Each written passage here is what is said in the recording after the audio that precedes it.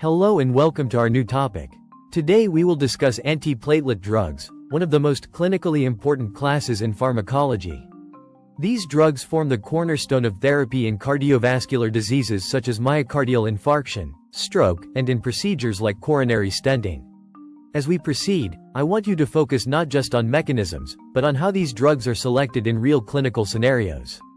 So, let's start.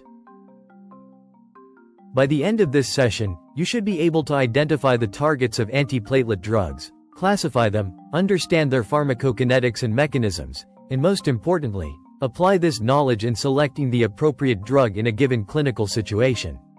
The final objective is the most important, as it reflects real-life decision-making. Hemostasis consists of three coordinated processes. Primary hemostasis involves platelet aggregation forming a platelet plug. Secondary hemostasis involves activation of coagulation factors leading to fibrin formation. Fibrinolysis acts as a parallel process to limit clot formation.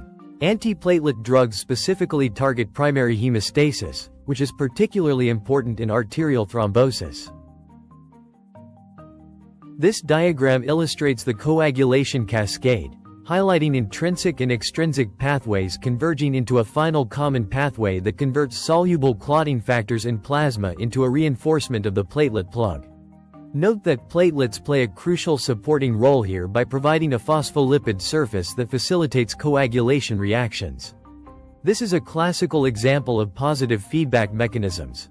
While anticoagulants target this cascade, antiplatelet drugs act at the level of platelet activation. Thus, in the hemostatic cascade, there are three major points where we can therapeutically intervene. These correspond to three distinct strategies: inhibiting platelet function using antiplatelet drugs, inhibiting coagulation using anticoagulants, and dissolving an already formed clot using thrombolytic agents. The choice among these strategies depends primarily on the underlying pathophysiology of the thrombotic process. In arterial thrombosis, such as acute myocardial infarction, platelet activation and aggregation play the dominant role. Therefore, antiplatelet drugs form the cornerstone of therapy. In contrast, venous thrombosis, such as deep vein thrombosis, is primarily driven by activation of the coagulation cascade, or secondary hemostasis. In these situations, anticoagulants are more effective. Thrombolysis represents a parallel mechanism that actively breaks down fibrin and can be applied in both arterial and venous thrombosis, particularly in acute, life-threatening situations. In clinical practice, these therapies are often combined. For example, dual antiplatelet therapy with anticoagulation in selected high-risk patients, based on a careful assessment of both thrombotic and bleeding risks. Platelet aggregation is essentially a process of cross-linking between platelets. When platelets are activated, primarily by ADP, they undergo a conformational change that exposes the GP2B3A receptors on their surface. Fibrinogen then acts as a bridging molecule, binding simultaneously to GP2B3A receptors on adjacent platelets. This creates a physical linkage between platelets, leading to aggregation.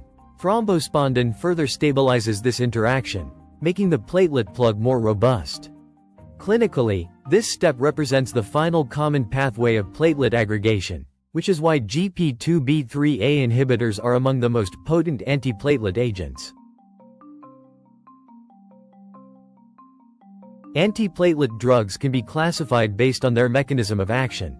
Aspirin inhibits cyclooxygenase and reduces thromboxane A2. Dipyridamole inhibits phosphodiesterase. Clopidogrel blocks ADP receptors.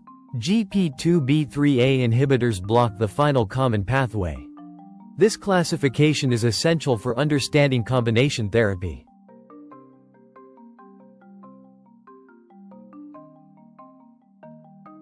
Certain substances, when present extracellularly, promote platelet aggregation. One example is purine nucleotide adenosine diphosphate or ADP, which has its own receptors on platelet surface, called P2Y subtype 12.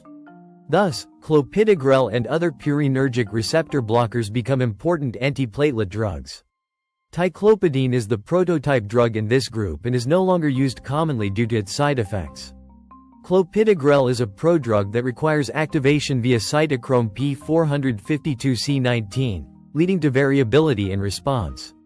Prasugrel has more efficient activation, resulting in a stronger effect but increased bleeding risk. Ticagrelor is not a prodrug and provides rapid, predictable inhibition. This class forms the backbone of dual antiplatelet therapy. We know that cyclooxygenase enzyme pathway generates the platelet aggregation inhibitor prostacyclin in vascular endothelium as well as the aggregation promoter thromboxane A2 in platelets. Both of these work together to regulate formation of platelet plug under physiologic conditions. Aspirin irreversibly inhibits cyclooxygenase in platelets, reducing thromboxane A2 production. The only way to overcome such inhibition is production of new enzyme, which takes several hours. Since platelets lack a nucleus, they cannot regenerate it back. This effect lasts for their entire lifespan, which is up to 10 days, thus rendering them ineffective. In contrast, endothelial cells can regenerate COX and restore prostacyclin production. Clinically, low-dose aspirin is widely used for prevention of arterial thrombosis, which is usually 75 mg per day or 81 mg per day. Note that this dose is much lower than its anti-inflammatory and antipyretic dose. Although all NSAIDs, which can block both cyclooxygenase 1 and 2, show antiplatelet activity, only aspirin does so irreversibly.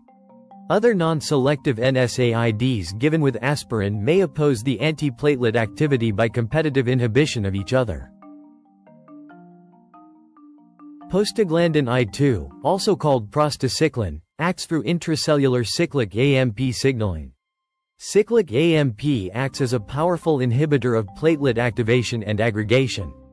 By activating protein kinase A, cyclic AMP lowers intracellular calcium levels, inhibits granule release, and reduces integrin activation, preventing platelet aggregation and maintaining a quiescent state. This process is regulated under physiological conditions by enzymatic inhibition. Thus, intraplatelet cyclic AMP levels are reduced by phosphodiesterases, such as phosphodiesterase 3A.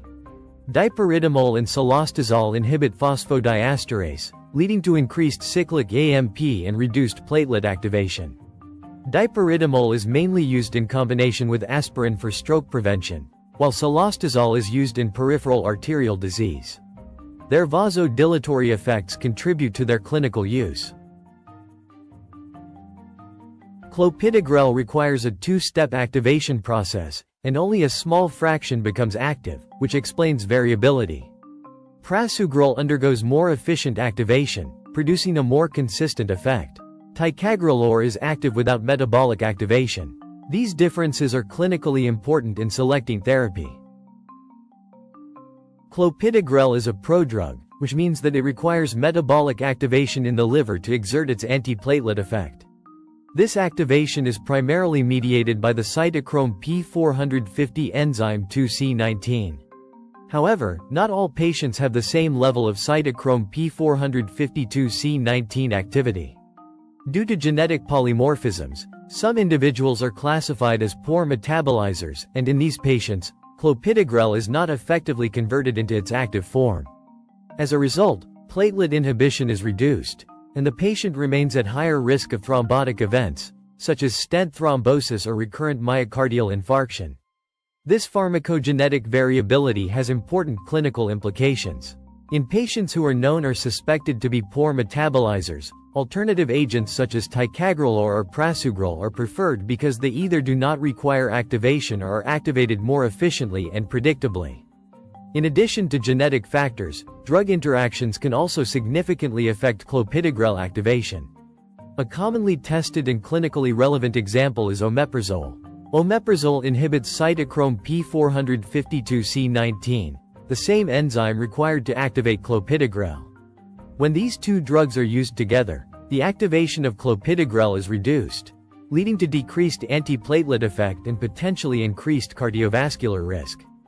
Therefore, in patients requiring gastric protection, alternative proton pump inhibitors such as pantoprazole are preferred, as they have a lesser effect on cytochrome P452C19.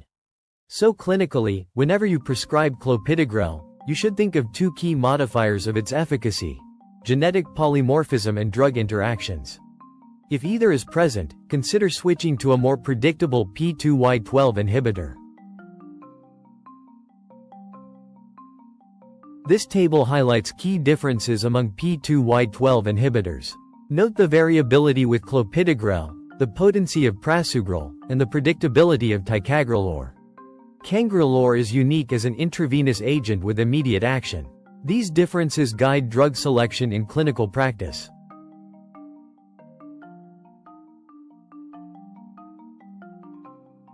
GP2B3A receptors represent the final common pathway of platelet aggregation. Inhibitors of this receptor are the most potent antiplatelet agents and are used in high-risk situations such as PCI. However, their use is limited by bleeding risk. These drugs can be classified into antibodies and non-antibodies, which in turn can be peptide and non-peptide peptidomimetic inhibitors. All are given as intravenous infusion and have immediate onset of action. This slide compares antibody and non-antibody GP2B3A inhibitors. Take your time to fully grasp the important differences shown.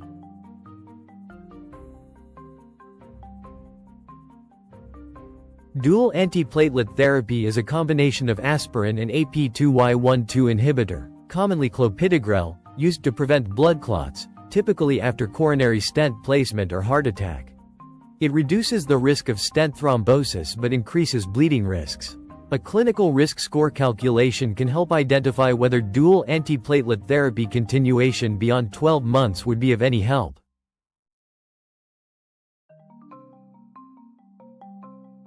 Dual antiplatelet therapy combines aspirin with a P2Y12 inhibitor. The choice depends on balancing efficacy and bleeding risk. Ticagrelor is generally preferred in acute coronary syndrome, while clopidogrel may be used in patients with higher bleeding risk. This table summarizes key differences.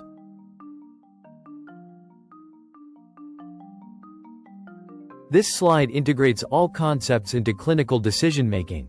In acute coronary syndrome, dual antiplatelet therapy is initiated immediately. In PCI, DAPT is mandatory to prevent stent thrombosis.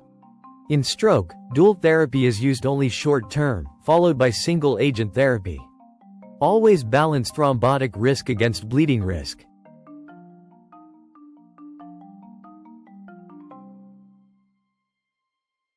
Thanks for watching. Don't forget to like, subscribe, and share.